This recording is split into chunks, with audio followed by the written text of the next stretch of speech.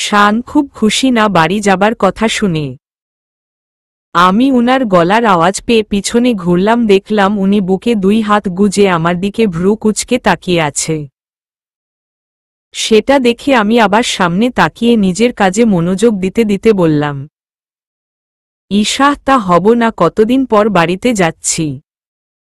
শান, তাই তা ঠিক কতদিন পর? ঠেস মেরে।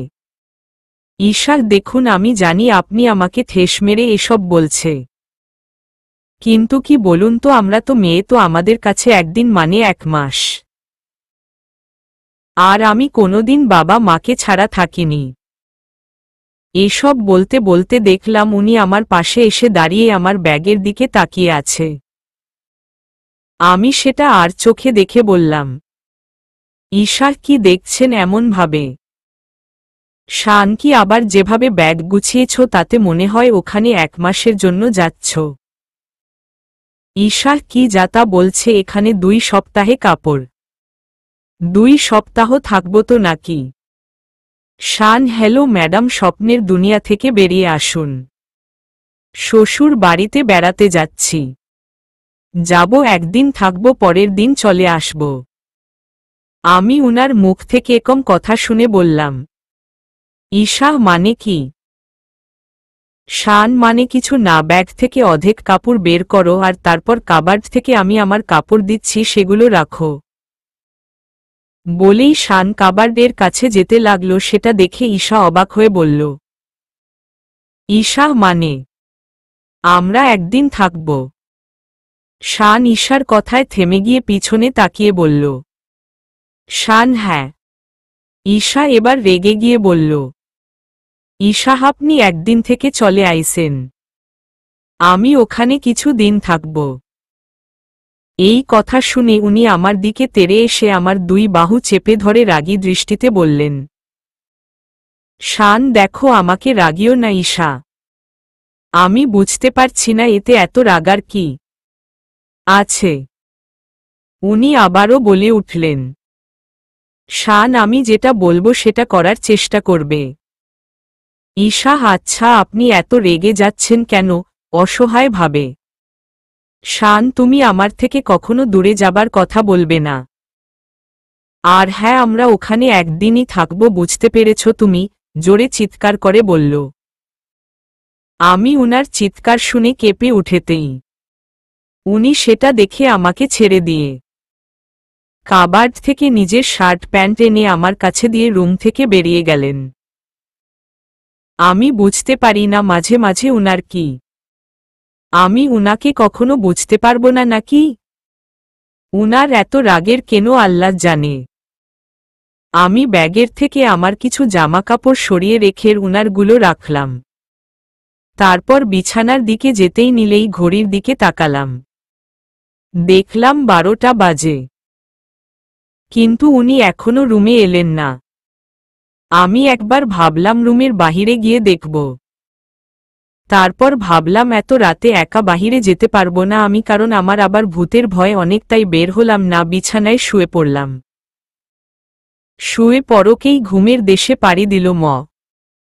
ঈশা ঘুমার পরপরই শান রুমে আছে। এসে দেখে ঈশা ঘুমিয়ে আছে। শানের অনেক ইচ্ছা করছিল ঈশার কাছে যে ক্ষমা চাইতে, একটু আগের ব্যবহারের জন্য। সে তো ঈশাকে ছাড়া থাকতে চায় না। গত 2 বছর ঈশার থেকে দূরে ছিল, আর সে চায় না ঈশার থেকে দূরে থাকতে, তাই তো ঈশার ও বাড়িতে কিছুদিন থাকার কথা শুনে রেগে গিয়েছিল। একটা দীর্ঘ নিঃশ্বাস নিয়ে ওয়াশরুম পা বাড়াল শান। ফ্রেশ হয়ে বিছানার আর এক পাশে গিয়ে ঈশাকে নিজের কাছে টেনে নিয়ে ঈশার ঘুমন্ত মুখের দিকে কত সময় তাকিয়ে ঈশার কপালে ভালোবাসার পরশ এঁকে দিল, তারপর ঘুমিয়ে গেল। সকাল 8টার দিকে ঈশা আর শান ঈশাদের বাড়ির উদ্দেশ্য রওনা দিল। প্রায় আধ ঘন্টা হয়ে গেছে তারা বের হয়েছে, তবে এখনো পর্যন্ত কেউ কারো সাথে কথা বলেনি। ঈশা বারবার শানের দিকে আর চোখে দেখতে লাগল সে কি করছে। সে দেখল শান একমনে গাড়ি চালিয়ে যাচ্ছে, ঈশার দিকে একবারও তাকাচ্ছে না। ঈশার সেটা দেখে রাগ হতে লাগল। কারণ শান তো তাকে বকা দিয়েছে, রাগ করে থাকার কথা তার, তবে শান কেন রেগে আছে? ঈশা শানকে একটা মুখ ভেঙচি কেটে বাহিরের দিকে তাকালো। ঈশা চোখ সরাতেই শান ঈশার দিকে তাকালো আর মনে মনে ভাবল, শান কি হলো, বাহিরে তাকিয়ে আছে কেন? কালকের জন্য রাগ করেছে নাকি? একবার কি সরি বলবো? আমি বাহিরের দিকে তাকিয়ে আছে, একটু আগে বৃষ্টি হয়েছিল, এখন অবশ্য হচ্ছে না, তবে বৃষ্টি হবার পর প্রকৃতি যেন তার রূপ খুলে দেয়, চারিপাশে অন্যরকম লাগে। আপাতত সেই দৃশ্য উপভোগ করছিলাম। ঠিক তখন উনি বলে উঠলেন, শান সরি। কথাটা শোনা মায় আমি উনার দিকে তাকালাম। আমি চারপাশে একটু তাকিয়ে দেখার ভাব করে বললাম, ঈশা এটা কি আপনি আমাকে বলেন? শান আর কি কেউ আছে নাকি? ঈশা না, মানে এটা আপনার মুখ থেকে শুনতে অভ্যস্ত নই তো, তাই আর কি। উনি আমার থেকে চোখ সরিয়ে গাড়ি চালানোয় মন দিল ন। আমি আবারও জানালার দিকে মন দিল ম। কিছু সময় পর আবারও গুড়ি গুড়ি বৃষ্টি পড়তে আরম্ভ করল, তা দেখে আমি উনার দিকে তাকিয়ে বলে উঠলাম, ঈশা গাড়ির কাজটা নামিয়ে দিন না। উনি আমার দিকে ভ্রু কুঁচকে তাকিয়ে রইলেন, আমি সেটা দেখে বললাম, ঈশা ওভাবে তাকানোর কি আছে? শান্ত কি করব, তুমি দেখতে পারছো না বাহিরে বৃষ্টি পড়ছে? ঈশা সেই জন্যই তো বললাম দিন না। শান না, একদমই না। আমি এবার রেগে গিয়ে বললাম, ঈশা ঠিক আছে, দিতে হবে না। উনি আমার দিকে তাকিয়ে একটা দীর্ঘ নিঃশ্বাস নিয়ে গাড়ির জানালার কাচ খুলতে খুলতে বললেন, শান দিন দিন জেদি হয়ে যাচ্ছ। আমি উনার দিকে তাকিয়ে বললাম, ঈশা আজকাল আপনার বাতাস আমার গায়ে লাগছে তো তাই। শান বড্ড কথা বলো আজকাল। তোমার সাহস বেড়ে যাচ্ছে দিন দিন। আমি আর কথা না বাড়িয়ে জানালার দিকে তাকালাম। জানালা দিয়ে ঠান্ডা বাতাস ভেতরে ঢুকছে। বাতাস তার সাথে একটা মিষ্টি সুগন্ধ নিয়ে আসছে। এটা অবশ্য সবাই পায় না, যারা অনুভব করতে পারে শুধু তারাই বলতে পারবে। দেখতে দেখতে ঈশাদের বাড়ির গেটের সামনে শান গাড়ি থামালো। গাড়ি থামতেই ঈশা গাড়ি দরজা থেকে নেমে দাঁড়াতেই দেখল তার মা, বাবা, জিসান, রিয়া আর নিতু দাঁড়িয়ে আছে। ঈশা দ্রুত পায়ে গিয়ে তার বাবাকে জড়িয়ে ধরল। ঈশাকে দেখে রিয়া আর নিতু ঈশার কাছে গিয়ে ঈশাকে জড়িয়ে ধরল আর বলল, রিয়া আর নিতু আপনি কেমন আছিস? ঈশা তোরা কেমন আছিস? রিয়া আর নিতু ভালো, চলো ভেতরে চলো। ঈশাকে দুইজন টেনে নিয়ে গেল। জিসান গেল শানের কাছে। শান গাড়ি থেকে বেরিয়ে জিসানকে দেখে জড়িয়ে ধরে বলল, শান কেমন আছেন শালা বাবু? জিসান ভালো, আপনি? শান তোর বোন যেভাবে রেখেছে ঠিক সেভাবে। জিসান এ কথা বললি কেন? ঈশা কিছু করেছে? শান আরে কিছু না, এমনি বললাম। বলেই শান হেসে দিল। জিসান ঠিক আছে চল। শান হুম চল। তারপর সবাই মিলে ভেতরে গেল। শান গিয়ে ঈশার মা বাবাকে সালাম করল আর বলল, শান কেমন আছেন বাবা আর মা? ঈশার বাবা ও মা, এই তো বাবা ভালো, তুমি কেমন আছো? শান জি ভালো। ঈশার মা, তুমি বসো বাবা, আমি আসছি। শান জি। এই বলে ঈশার মা চলে গেল। শান, জিসান আর ঈশার বাবা সোফায় বসল। এদিকে রিয়া আর নিতু আমাকে টেনে আমার রুমে নিয়ে গেল। তারপর আমাকে বিছানায় বসিয়ে দিয়ে দুইজনে আমার দুই পাশে বসল। আমি এদের দুইজনের মতলব বুঝতে পারছি না। দুইজন আমার দুই সাইডে বসলেও দুজন দুজনের সাথে চোখে চোখে কথা বলছিল। সেটা দেখে আমি বলে উঠলাম, ঈশা কি রে, তোরা আমাকে এভাবে রুমে নিয়ে এলি কেন? নিতু গল্প করতে রিয়া নিতুর কথায় মাথা নাড়াল। ঈশা রাতে করব, এখন আমাকে ফ্রেশ হতে দে। বলেই ঈশা উঠতে নিলে রিয়া আর নিতু ঈশার দুই হাত দুইজনে টেনে বসিয়ে দিল। ঈশা, রিয়া, নিতু, কি করছিস তোরা? নিতু, বাসর রাতের কথা বলো না আপনি। ঈশা এদের মুখ থেকে এমন কথা শুনে যেন আকাশ থেকে পড়ল। রিয়া ঈশাকে ঝাঁকিয়ে বলল, রিয়া, কি হলো বলো না আপনি। ও পাশে শান, ঈশার বাবা আর জিসান বসে গল্প করছে, তখনই ঈশার মা সেখানে এসে বলল, ঈশার এই জিসান, ঈশা কোথায়? ওকে তো দেখতে পাচ্ছি না। জিসান, মা, নিতু আর রিয়া সেই কখন ওকে নিয়ে গেছে। ঈশার মা, না, এই মেয়েগুলোও না। জাগে শান, বাবা তুমি রুমে গিয়ে ফ্রেশ হয়ে নেও। জিসান, চল আমি তোমাকে নিয়ে যাই। ঈশার বাবা, হ্যাঁ বাবা, ফ্রেশ হয়ে নেও। শান, জি। এই বলে শান আর জিসান ঈশার রুমের দিকে গেল। ঈশা, অনেক হয়েছে, ছাড় এবার আমাকে। নিতু, না। রিয়া, না। ঈশা, মানে কি? নিতু, সেত সময় যা যা জিজ্ঞেস করছি সেগুলোর উত্তর দেও। রিয়া, তা না হলে যেতে দিব না। ঈশা, তোদের লজ্জা করে না বড় বোনকে এসব প্রশ্ন করতে? এতটা পাকলি কি করে? নিতু, বলো না প্লিজ আপনি। ঈশা, না। রিয়া, না বললে কিন্তু যেতে দিব না আপনি। এখানে কি হচ্ছে? কারো একটা গলা আওয়াজ পেয়ে তিনজন দরজার দিকে তাকালো, দেখল জিসান আর শান দাঁড়িয়ে আছে। তিনজনের মুখ এখন শুকিয়ে গেছে, কারণ তাদের মধ্যে এত সময় যে সব কথা বলা হচ্ছিল সেসব এরা দুজন শুনে নেয়নি, তো সেটা ভাবছে। তখনই জিসান বলে উঠল, জিসান কি করে? ঈশা আসতেই গল্প শুরু করে দিল, তোরা মেয়েরা পারিস বটে। এমন কথা শুনে ঈশা, নিতু আর রিয়া তিনজনই দাঁড়িয়ে পড়ল। জিসান, এই নিতু, রিয়া, এখন যা। রিয়া, কেন ভাইয়া? জিসান ভ্রু কুচকে বলল। জিসান, কেন মানে কি? রিয়া, দেখছিস না ওরা কতদূর থেকে এসেছে, আগে ওদের ফ্রেশ হতে দে, তারপর না হয় তোরা গল্প করিস, যা এখন।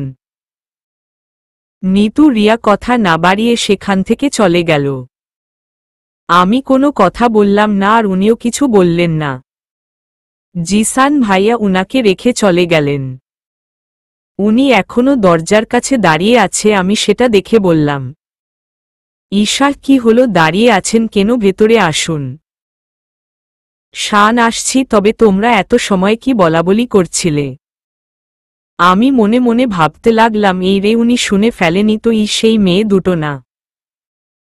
আমি এসব ভাবছিলাম, ঠিক তখন উনি আমার সামনে এসে বললেন, শানু, চালো, কি কোথায় হারিয়ে গেছ? আমি উনার কথায় চমকে গেলাম। দেখলাম উনি একদম আমার কাছে। আমি উনার দিকে তাকিয়ে বললাম, ঈশা, কিছু না, আপনি ফ্রেশ হয়ে নিন। বলেই চলে যেতে নিলে উনি আমার হাত ধরে ফেললেন আর বললেন, শান, কোথায় যাচ্ছ? ঈশা, মায়ের কাছে। শান, কেন? এখানে থাকলে কি খুব সমস্যা? ঈশা, না, আসলে আসার পর থেকে মায়ের সাথে কথা হয়নি তো তাই। শান, ও ঠিক আছে, যাও, তবে তাড়াতাড়ি চলে আসবে। ঈশা, হুম। উনি আমার হাতটা ছেড়ে দিল না। আমি মায়ের কাছে চলে গেলাম। কিছু সময় পর মায়ের সাথে কথা বলার পর হঠাৎ আমার মনে পড়ল, উনার জামা কাপড় তো ব্যাগে, উনি কি সে সব খুঁজে পেয়েছেন নাকি? ভেবেই আমি রুমের দিকে পা বাড়ালাম।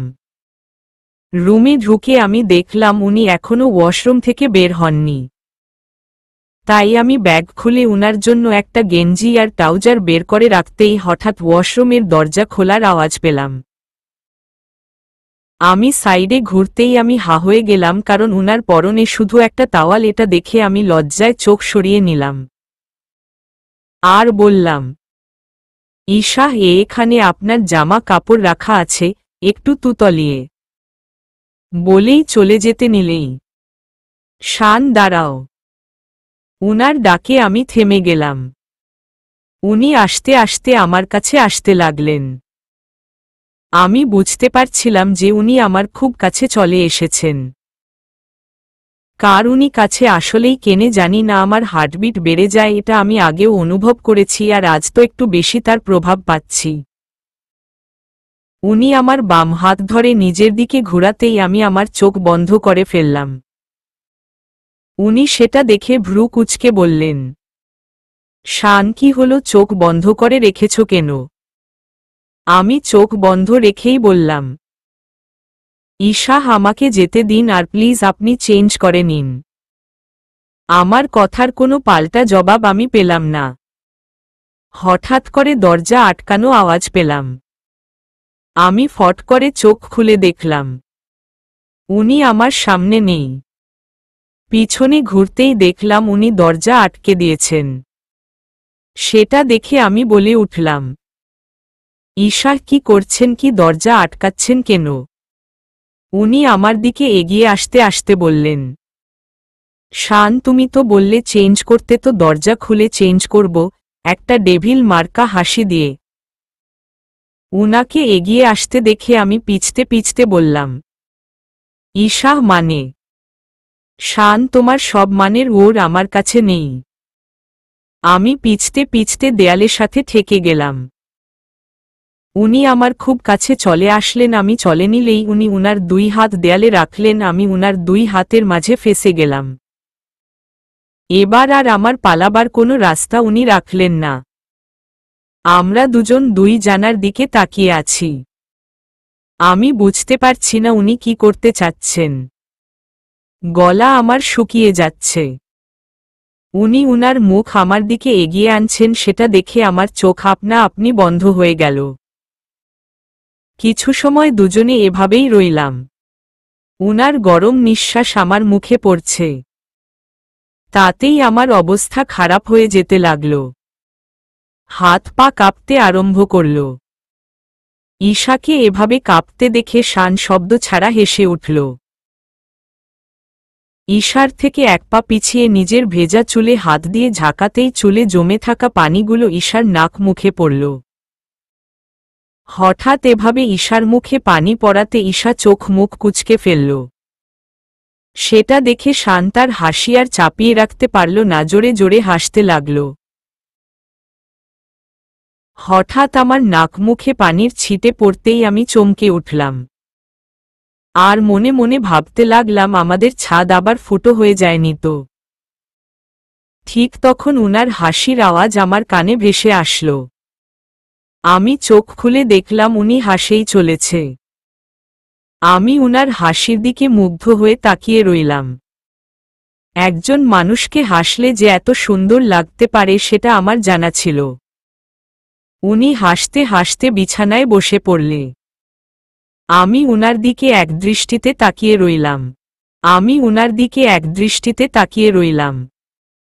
উনি হাসতে হাসতে আমাকে বলে উঠলেন, শান ও গড, এতদিন ভাবতাম তুমি আমাকে ভয় পাও। এখন দেখি না তুমি সবকিছুতেই একটু বেশি ভয় পাও। ঈশা মানে? শান হাসিটা একটু থামিয়ে বলল, শান মানে? তোমার নাক মুখে পানি পড়াতেই মুখটা যেমন করলে সেটা দেখার মতন ছিল কিন্তু। ঈশা কোমরে হাত দিয়ে বলল, ঈশা তাই না, তার মানে এটা আপনার কাজ। শান বিছানা ছেড়ে উঠে ঈশার সামনে দাঁড়িয়ে শানের ভেজা চুল আর একবার ঝাঁকিয়ে বলল, শান না ম্যাডাম, এটা আমার চুলের কাজ, বলেই হেসে উঠল। ঈশা রেগে গিয়ে শানকে হালকা ধাক্কা দিয়ে নিজের কাছ থেকে সরিয়ে বলল, ঈশা আপনি আমাকে জ্বালানোর কোনো সুযোগ ছাড়েন না তাই না? শান মাথা নাড়িয়ে সম্মতি দিল না। ঈশা একটা রাগী ভাব নিয়ে শানকে পাশ কাটিয়ে ব্যাগ থেকে জামা কাপড় বের করে ওয়াশরুমে পা বাড়াল। ঈশা ফ্রেশ হয়ে ওয়াশরুম থেকে বেরিয়ে দেখে শান রেডি হয়ে ফোনের স্ক্রনের দিকে তাকিয়ে আছে। ঈশা বের হতেই শান ঈশার দিকে তাকায়। ঈশা সেটা দেখে চোখ সরিয়ে নেয়।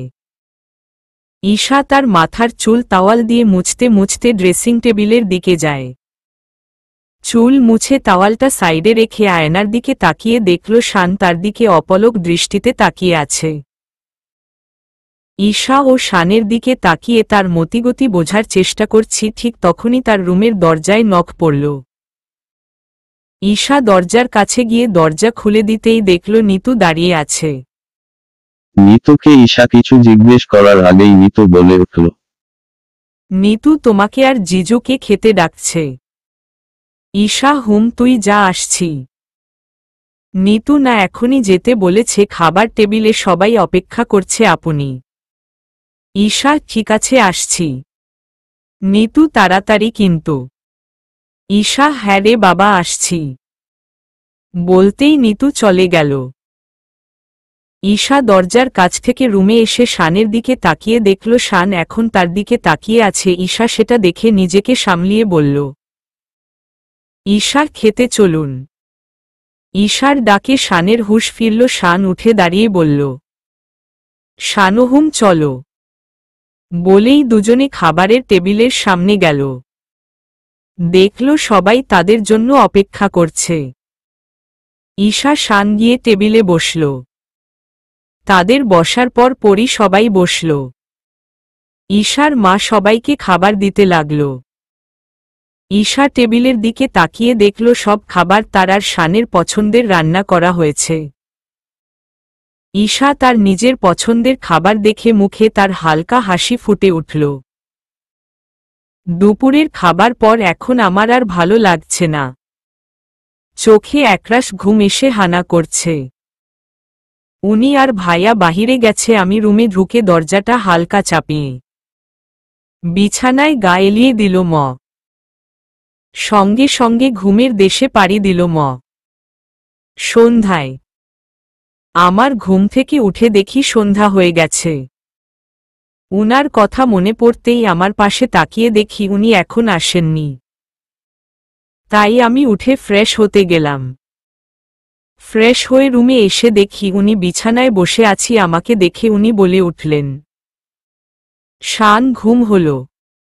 আমি অবাক হয়ে বললাম, ঈশা আপনি কি করে জানলেন? আপনি তো বাড়ি ছিলেন না। উনি একটা হাসি দিয়ে বললেন, শান আমি এসেছি অনেকক্ষণ আগে। এসে দেখি তুমি ঘুমিয়ে আছো, তাই আর তোমাকে ডিস্টার্ব করি নাই। তোমাদের বাড়ির ছাদে কিছু সময় কাটাই। রিয়া আর নিতুও ছিল আমার সাথে। ঈশা হো আচ্ছা। উনি আবারও বলে উঠলেন, শান তোমাদের বাড়ির ছাদের দেখলাম বিভিন্ন ফুল গাছ, ওগুলো কি তুমি লাগিয়েছ? ঈশা উহু, আমার এসবের কোনো শখ নেই। এগুলো ভাইয়া করেছে। শান জিসান। ঈশা হুম। শান ওর আবার এসবের শখ হলো কবে থেকে? ঈশা আসলে গেম খেলার পর যতটুকু সময় পায় এসব নিয়েই থাকে। বসেই ঈশা হেসে দিল। শান ও ঈশার সাথে হাসতে লাগল। কিছু সময় পর ঈশা শানকে বলে উঠল, ঈশা আপনি কফি খাবেন? শান হুম দিল, মন্দ হয় না। ঈশা আপনি একটু বসুন, আমি মাকে বলে আসি কফি বানাতে। এই বলে ঈশা যেতে নিলেই শান ঈশার ডান হাত ধরে ফেলে। এতে ঈশা থমকে দাঁড়িয়ে যায়। শান ঈশা নরম সুরে। শানের এভাবে ডাক শুনে ঈশার মধ্যে দিয়ে ঠান্ডা বাতাস বয়ে গেল। ঈশা আস্তে করে শানের দিকে ঘুরে বলল, ঈশা কি হলো, কিছু বলবেন? শানও হুম। ঈশা কি? শান আমি চাই আজ তুমি আমার জন্য নিজের হাতে কফি বানিয়ে আনো। বলেই ঈশার ডান হাতে উল্টা পিঠে নিজের ঠোঁট ছোঁয়ালে। এতে ঈশা কিছুটা কেঁপে উঠল। ঈশা কোনোরকম হাত ছাড়িয়ে রুম থেকে বেরিয়ে গেল। রুম থেকে বেরিয়ে ঈশা রান্নাঘরের দিকে যেতে লাগল। ঈশাদের বসার রুম দিয়ে রান্নাঘরে যেতে হয়। ঈশা বসার রুম দিয়ে যেতে লাগল। আর ভাবতে লাগল, আমি তো কফি কখনো বানাইনি, কিন্তু উনি তো আমার হাতের কফি খেতে চেয়েছেন। এখন কি করব? ঠিক তখনই সোফার উপর পড়ে থাকা জিসানের ফোন বেজে উঠল। ঈশা সেটা শুনতে পেয়ে আশেপাশে তাকাতে লাগতে হঠাৎ তার নজর পড়ল সোফার উপর পড়ে থাকা জিসানের ফোনটা। ঈশা ফোনটার কাছে যেতে যেতে বলল, ঈশা, আজ সূর্য কোনো দিয়ে উঠেছিল যে ভাইয়া তার ফোন এখানে ফেলে রেখে গেছে। এসব বলেই ঈশা ফোনটা হাতে নিতেই ফোনের স্ক্রিনের দিকে তাকিয়ে দেখল তাতে অহনার নাম লেখা। ঈশা খুশি মনে ফোনটা ধরতে হ্যালো বলার আগে ওপাশ থেকে, অহনা, কি হলো? ফোনটা ধরছিলে না কেন তুমি বাবু? সামান্য একটা বিষয় নিয়ে এভাবে কেউ রাগ করে? তুমি জানো না আমি তোমাকে কতটা ভালোবাসি। অহনার মুখ থেকে এমন কথা শুনে ঈশা থমকে গেল। সে ভাবতেই পারছেন অহনার সাথে তার ভাই জিসান প্রেম করে। সে কিছু বলতে যাবে ঠিক তখনই অহনা আবার বলে উঠল, অহনা, দেখো, এভাবে যদি তুমি রাগ করে থাকো না তাহলে কিন্তু আমি। আর কিছু বলতে পারল না অহনা, ফোনের লাইনটা হঠাৎ কেটে গেল। ঈশা ফোনটা হাতে নিয়ে দেখল ফোনটা সুইচ অফ হয়ে গেছে। ঈশা ফোনটা সোফার উপর রেখে দিল। ঈশা জিসান আর অহনার কথা ভাবতে রান্নাঘরের দিকে গেল। রান্নাঘরে যেতেই দেখল তার মা পকড়া ভাজছে। ঈশা পেছনে থেকে তার মাকে ডেকে উঠল, ঈশা, মা। ঈশার মা পিছনে ফিরে ঈশাকে দেখে বলল, ঈশার মা, কি হয়েছে মা? ঘুম হয়েছে তোমার? ঈশা, হুম মা। ভাইয়া কোথায়? ঈশার মা, জিসান তো তোর বাবার সাথে বেরিয়েছে। বলেই ঈশার মা তার কাজে মন দিল। ঈশা, ও কখন আসবে?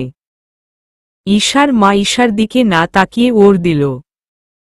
ঈশার মা, গিয়েছে তো ঘন্টা খানিক হলো, এখনই চলে আসবে। কেন, তোর কি কিছু দরকার? তাহলে জিসানকে ফোন কর। ঈশা, না, কিছু দরকার নেই। বলেই ঈশা তার মায়ের কাছে গিয়ে বলল, ঈশা, মা একটু কফি বানানো শিখিয়ে দিবে। ঈশার মা ঈশার মুখ থেকে এমন কথা শুনে অবাক হয়ে বলে উঠল, ঈশার মা, হঠাৎ কফি বানানো শিখতে চাস কেন? ঈশা, না মানে তোমার জামাই আমার হাতের কফি খেতে চেয়েছে। ঈশার মা মুচকি হেসে বলল, ঈশার মা, ঠিক আছে, শিখাবো। মায়ের কথা মতন কফি বানিয়ে আমার রুমের দিকে যাচ্ছিলাম। ঠিক তখনই দরজার কলিং বেল বেজে উঠল। আমি দরজাটা খোলার জন্য এগিয়ে যেতে গেলেই মা পিছন থেকে বলে উঠল, ঈশার মা, ঈশা, তুই যা, জামাইকে কফি দিয়ে আয়, আমি দরজা খুলছি। আমি মায়ের কথা মতন নিজের রুমের দিকে পা বাড়ালাম। রুমের কাছে যেতেই শুনতে পেলাম ভেতর থেকে হাসাহাসি শব্দ আসছে। আমি বুঝে গেলাম আমার ফাজিল বোন দুটো আমার রুমে এসেছে। আমি ভিতরে ঢুকে উনার দিকে কফির মগটা এগিয়ে দিতেই উনি আমার দিকে একবার তাকিয়ে একটা মিষ্টি হাসি দিয়ে কফির মগটা নিতে নিতে বললেন, শান, এত সময় লগলো কেন আসতে? পাশ থেকে নিতু রিয়া বলে উঠল, রিয়া আর নিতু, ওহো, আপনি তোমাকে জিজু মিস করছিল, তাই না জিজু? আমি ওদেরকে চোখ গরম দেখিয়ে উনাকে বলে উঠলাম, ঈশা, আসলে আমি তো কফি বানাতে পারি না, তাই মা বলে দিয়েছে আর আমি সেভাবেই বানিয়ে এনেছি, তাই একটু দেরি হয়ে গেল। ঠিক তখনই পিছন থেকে, জিসান, কি গল্প করছো তোমরা? ভাইয়ার গলার আওয়াজ পেয়ে আমি দরজার দিকে ঘুরলাম। দেখলাম ভাইয়া দরজার কাছে দাঁড়িয়ে আছে। এত সময় আমি প্রায় ভুলতে বসেছিলাম অহনা আর জিসান ভাইয়ার কথা। তবে ভাইয়াকে দেখা মায় আমার আবার মনে পড়ে গেল। ভাইয়া ভেতরে এসে আমার পাশে দাঁড়িয়ে ভ্রু নাচিয়ে বলল, জিসান, কিরে, তুই নাকি আমাকে খুঁজছিলি? আমি কি বলবো বুঝতে না পেরে বলে উঠলাম, ঈশা, এমনি তোমাকে দুপুরের পর থেকে দেখিনি তো, তাই। জিসান, ও আচ্ছা, চলো সবাই, মা ডাকছে তোমাদের। আজ বাড়িতে গরম গরম পকড়া হয়েছে। ঈশা, তোর পছন্দের না? চল চল। আমি একটু হালকা হেসে বলে উঠলাম, ঈশা হুম চলো। সবাই মিলে খাবার টেবিলের কাছে গেলাম। প্রায় 2 দিন কেটে গেল আমাদের এ বাড়িতে।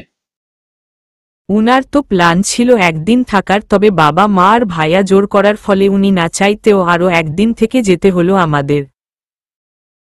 আমি তো খুব খুশি হয়ে গেলাম, কিন্তু উনাকে দেখে মনে হলো উনি খুশি হননি।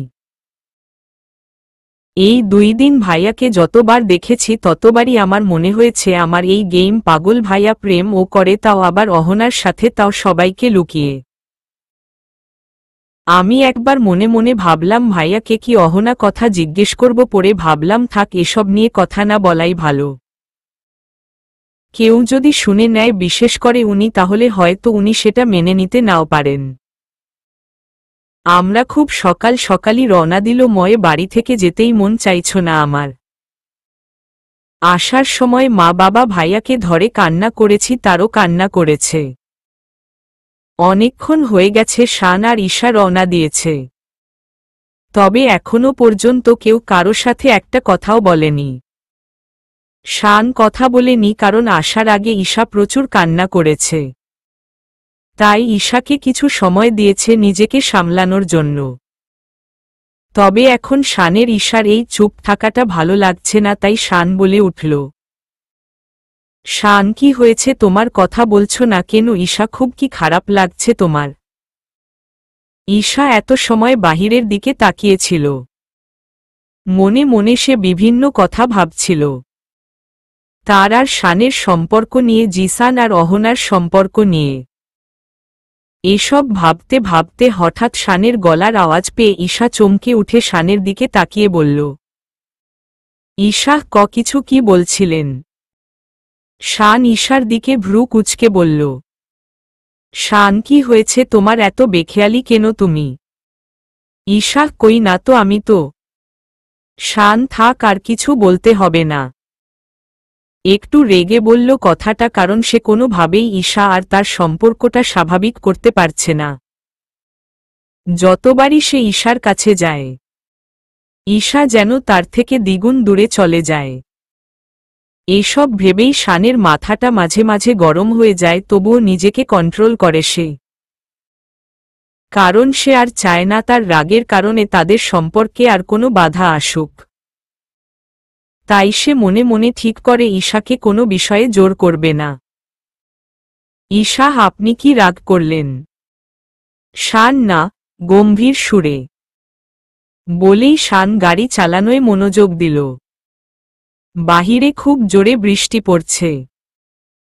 ঈশা হঠাৎ গলাটা শুকনো শুকনো লাগছিল, তাই সে শানকে বলে উঠল, ঈশা পানি খাবো? শান একবার ঈশার দিকে তাকিয়ে তারপর তার পাশে থাকা বোতলটা হাতে ধরতেই দেখল তাতে পানি নেই।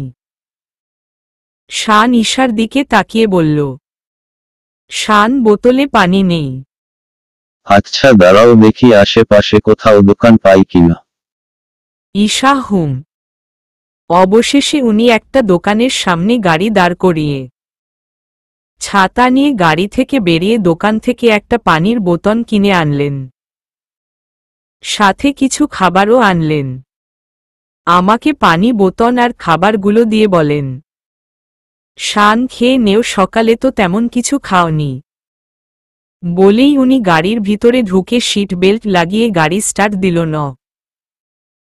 আমি অবাক হয়ে গেলাম আর বললাম, ঈশা আপনি কি করে জানলেন? উনি আমার কথার কোনো জবাব দিল না। উনার দিক থেকে কোনো আওয়াজ না পেয়ে মেজাজ খারাপ হয়ে গেল, কারণ উনি সব সময় এমনটাই করেন, আমি কিছু জিজ্ঞেস করলেনি উনি সহজে ওর দিতে চায় না। আমি অভিমান করে বললাম, ঈশা খাবো না আমি। উনি আমার দিকে ভ্রু কুঁচকে তাকিয়ে বললেন, শানো কেন? ঈশা এমনি ভালো লাগছে না তাই। শান এত আর কিছু বলতে পারল না। শান হঠাৎ করে তাদের গাড়ির টায়ার পাঞ্চার হয়ে গেল। গাড়ির টায়ার পাঞ্চার শব্দে ঈশা ভয়ে শানের বাম হাত খামচে ধরল। শান কি হয়েছে বুঝতে পেরে গাড়িটা আসতে সাইড করে দাঁড় করিয়ে দিয়ে একটা স্বস্তি নিঃশ্বাস নিল। তারপর ঈশার দিকে তাকিয়ে দেখল। ঈশা ভীষণ ভয় পেয়েছে, সে ভয়ে চোখ বন্ধ করে রেখেছে। শান ঈশাকে স্বাভাবিক করার জন্য বলল, শান ঈশা শান্ত হও, কিছু হয়নি, দেখো আমরা সেভ আছি। ঈশা শানের মুখ থেকে এমন কথা শুনে ঈশা চোখ খুলে সামনে তাকিয়ে বলল, ঈশা কি হয়েছে, এমন শব্দ হলো কেন? শান স্বাভাবিক গলায় বলল, শান তেমন কিছু না, গাড়ির টায়ার পাঞ্চার হয়েছে বোধহয়, তুমি বসো আমি দেখছি। হুম। ঈশা হুম। শান সিট বেল্ট খুলে বের হতে গেলেই হাতে টান অনুভব করল। শান তার হাতের দিকে খেয়াল করতেই দেখল ঈশা তার হাত ধরে আছে। শান ঈশার হাতের উপর নিজের হাত রাখতেই ঈশা ছেড়ে দিয়ে লজ্জায় অন্যদিকে তাকাল। এটা দেখে শান একটা মুচকি হাসি দিয়ে ছাতা নিয়ে গাড়ি থেকে বের হয়ে দেখল পিছনের একটা টায়ার পাঞ্চার হয়েছে। শান আশেপাশে তাকাতেই দেখল রাস্তা খুব নির্জন, তেমন একটা গাড়ি যাতায়াত করছে না। শান একটা দীর্ঘ নিঃশ্বাস নিয়ে গাড়ির কাছে গিয়ে দরজা খুলে বসতে বসতে বলল, শান গাড়ির পিছনের টায়ারটা গেছে, চেঞ্জ করতে হবে। দেখে মনে হলো আশেপাশে তেমন একটা লোকজন থাকে না। শানের মুখ থেকে এমন কথা শুনে ঈশা ভয়ে ভয়ে বলে উঠল, ঈশা এখন।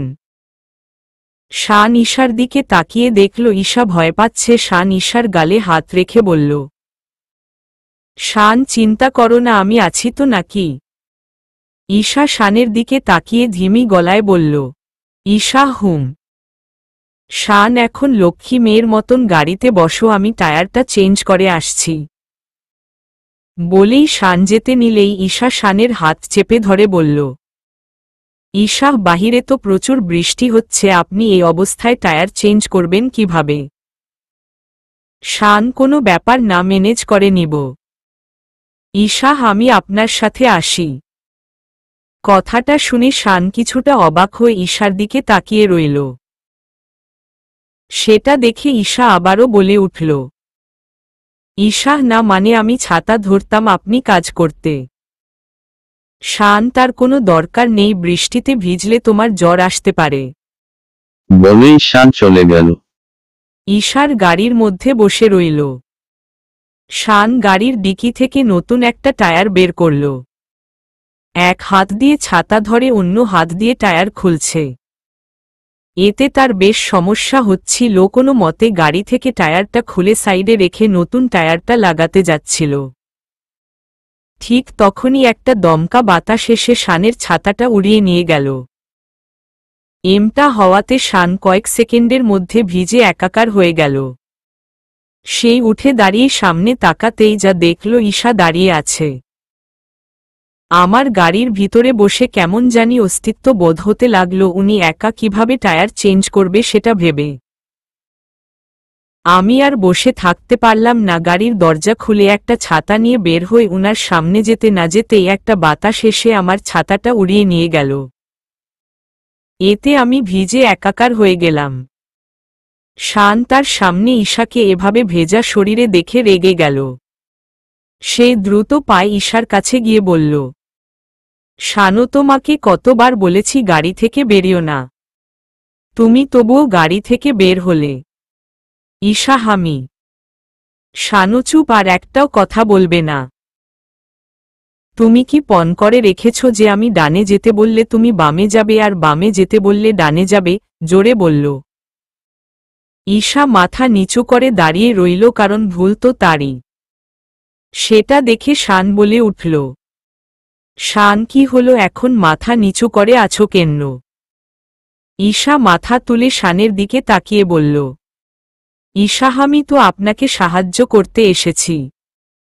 শান তার বুকে দুই হাত গুজে রাগী গলায় বলল, শান কি সাহায্য করতে চাও তুমি আমাকে? ঈশা চুপ। শান ঈশাকে চুপ থাকতে দেখে জোরে বলে উঠল, শান কি হলো বলো? ঈশা চুপ। শান ঈশার দিকে থেকে মুখ ঘুরিয়ে বলল, শান যতবার ভাবি তোমাকে রাগ দেখাবো না ততবারই তুমি আমাকে কোনো না কোনো ভাবে রাগিয়ে দেও। যাও ভিতরে যাও, জোরে। ঈশা হালকা কেঁপে উঠে দ্রুত পায়ে গিয়ে গাড়িতে বসল।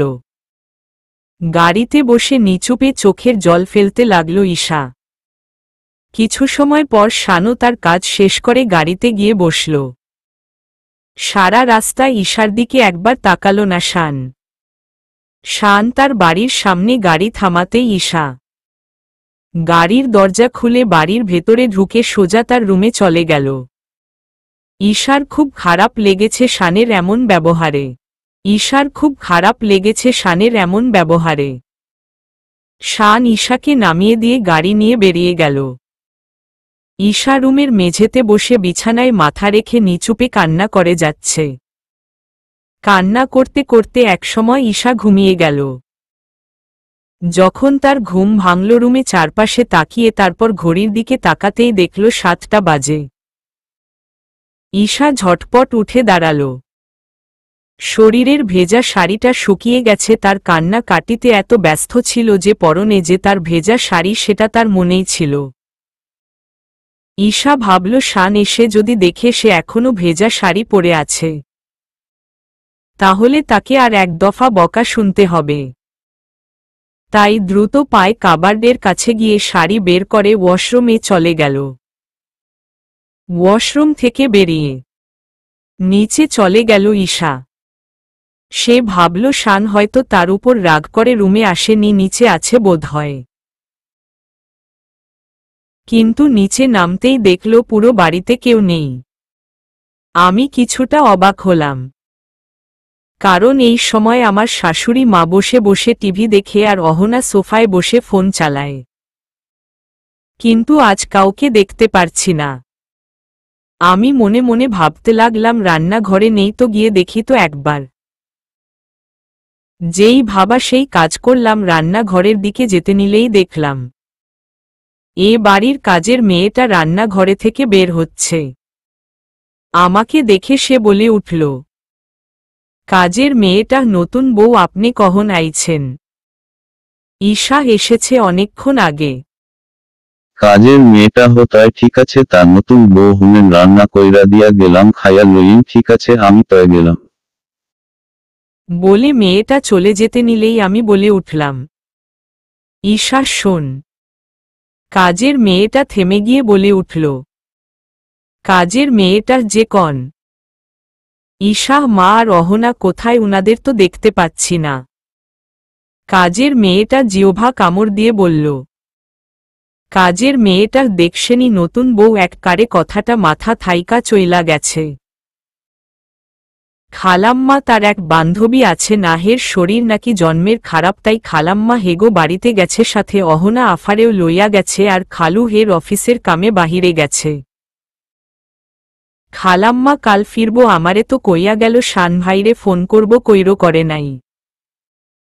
আমি না সূচক মাথা নাড়ালাম, কারণ আসার পর থেকে তো উনার সাথে আমার দেখাই হয়নি। কাজের মেয়েটা নতুন বউ আপনি থাহেন, আমি গেলাম তয়। ঈশা শোন, উনি মানে তোমার শান ভাইকে কি দেখছ? কাজের মেয়েটা আমাকে উল্ট প্রশ্ন করে বলল, কাজের মেয়েটা কেন ভাই বাড়িতে নাই? কাজের মেয়েটার মুখ থেকে এমন কথা শুনে আমি আর কথা বাড়ালাম না, কারণ আমি বুঝতে পেরেছি উনি হয়তো বাড়িতে ঢুকেননি। আমি কাজের মেয়েটার দিকে তাকিয়ে বললাম, ঈশা ঠিক আছে তুমি যাও। কাজের মেয়েটা যে ঠিক আছে। কাজের মেয়েটা যাবার পর দরজা ভালোভাবে আটকিয়ে আমি ও আবার রুমে চলে গেলাম। কেন জানি ভালো লাগছে না, আমার খুব চিন্তা হচ্ছে উনাকে নিয়ে। এসেই আবার কোথায় বের হলেন উনি? বিছানার উপর শুয়ে আছি, চোখে এক ফোঁটাও ঘুমের দেখা নেই। এটা হয়তো তখনকার ঘুমানোর কারণে হয়েছে। এপাশ ওপাশ করে কত সময় কাটিয়ে দিল ম। পেটের মধ্যে খিদেতে ডাকাডাকি করছে।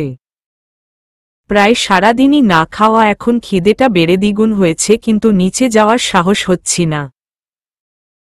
কারণ পুরো বাড়িতে কেউ নেই, এমনিতেও আমার ভূতের ভয় একটু বেশি। খিদেতে এভাবে আর শুয়ে থাকতে পারলাম না। উঠে একবার ঘড়ির দিকে তাকিয়ে দেখলাম 12টা বাজে। সেটা দেখে আমার চোখ দুটো বড় বড় হয়ে গেল, কারণ উনি এখনো বাড়ি ফেরেনি। চিন্তা হচ্ছে খুব এখন আমার। কি করব বুঝতে পারছি না। আমি উনাকে যে ফোন করব সেই ফোনই তো নেই আমার কাছে। এসব ভাবছিলাম, হঠাৎই কলিং বেল বেজে উঠল। আমি যেন দেহে প্রাণ ফিরে পেলাম। আমি দ্রুত পায়ে রুম থেকে বেরিয়ে নিচে নেমে দরজার কাছে গিয়ে দরজা খুলে দেখলাম উনি দাঁড়িয়ে আছে আমার দিকে, একবার তাকিয়ে আমাকে পাশ কাটিয়ে রুমে চলে গেলেন। আমি দরজা আটকে উনার পিছন পিছন রুমে দিকে গেলাম। গিয়ে দেখে উনি কাবার্ড থেকে জামা কাপড় বের করছে। আমি দ্রুত পায়ে উনার সামনে গিয়ে দাঁড়ালাম আর বললাম, ঈশা, আপনি কোথায় ছিলেন? উনি আমার কথায় পাত্তা দিয়ে কাবার্ডের দরজা আটকে পাশ কাটিয়ে চলে যেতে নিলেই আমি উনার হাত ধরে ফেললাম আর বললাম, ঈশা, আপনি আমার কথার জবাব দিচ্ছেন না কেন? উনি উনার হাতটা আমার থেকে ছাড়িয়ে নিয়ে স্বাভাবিকভাবে বললেন, শান, ঘুমিয়ে পড়ো, বলেই ওয়াশরুমের চলে গেলেন। এটা দেখে আমি মনে মনে ভাবতে লাগলাম, রাগ করার কথা, আমার অভিমান করার কথা, আমরা সেখানে কিনা উনি এসব করছে। উনার এমন ব্যবহারে আমার ভীষণ খারাপ লাগছে। আমি বিছানার উপর মুখ গোমড়া করে বসে পড়লাম।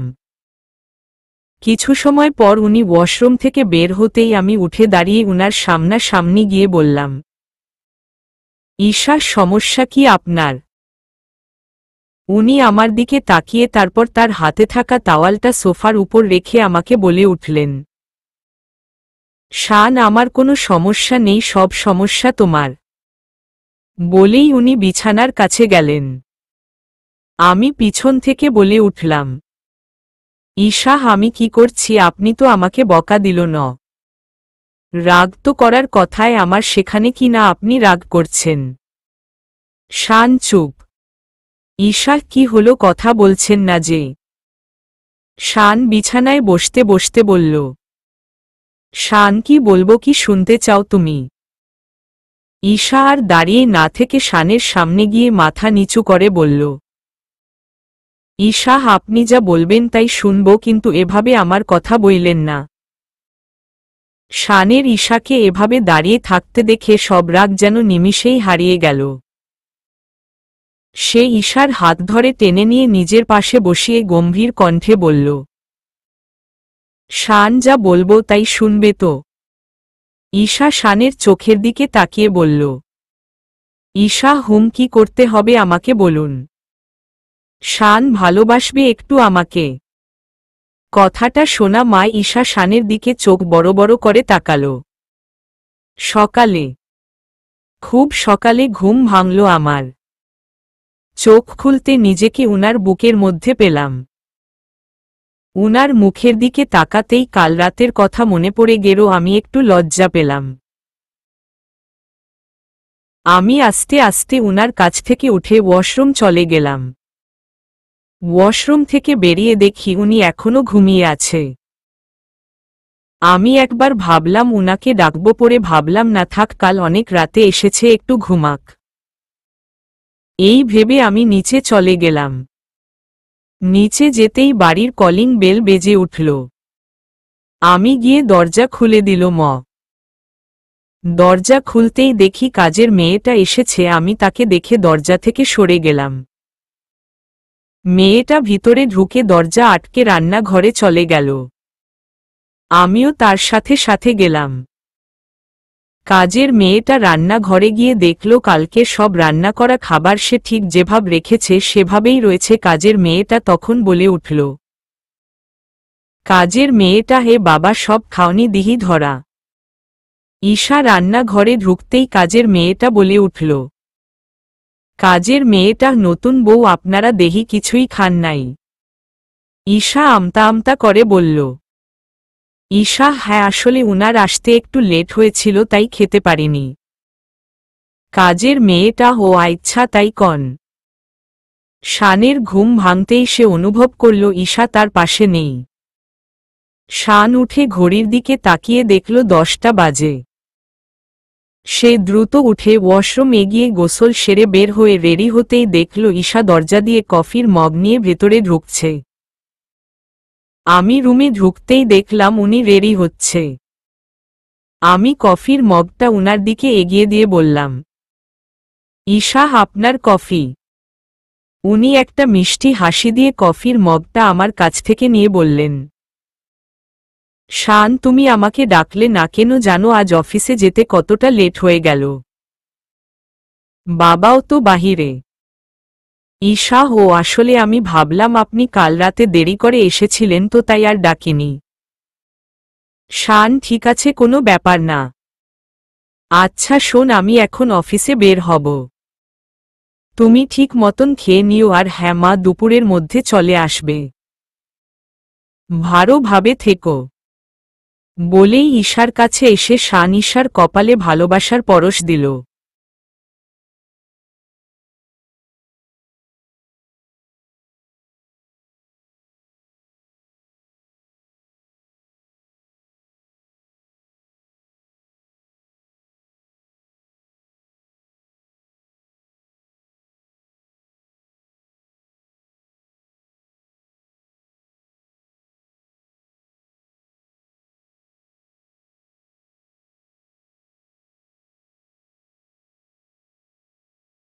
ঠিক তখন ঈশা বলে উঠল, ঈশা, আপনি কখন আসবেন? শান রাতে। ঈশা দুপুরে আসবে না? চলবে।